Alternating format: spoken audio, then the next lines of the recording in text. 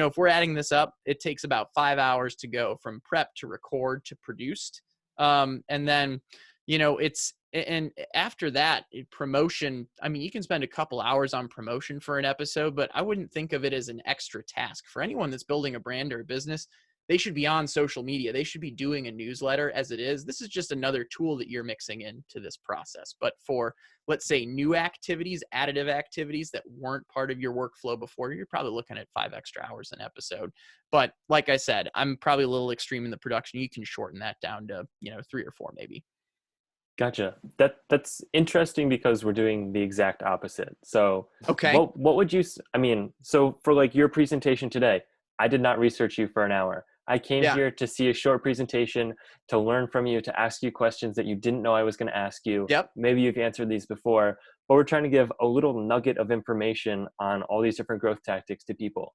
Would you recommend, or have you seen in the past, and from that, would you recommend this sort of approach or your podcast sort of approach?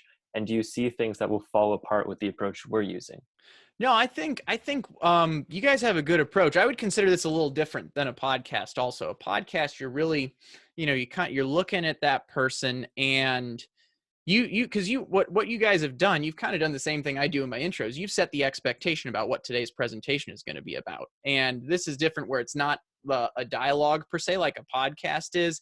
You've set me up to be a presenter for this conversation. So, you did and just like kind of getting meta on this, you did great research in advance. You're like, hey, send us this information so we know who you are. We know how to connect with you on LinkedIn, all that. And then we just want to make sure we have a honed in topic so we can set expectations with your audience. So I think you did a lot of the preparation you need for this. It's just different formats in what we're doing. I think with a dialogue, it's important because researching is crucial, because if you're getting that person on your podcast, particularly if they're, an executive or someone that doesn't have a lot of limited time, one thing that helps you build your reputation and build your rapport is asking questions that they don't always get.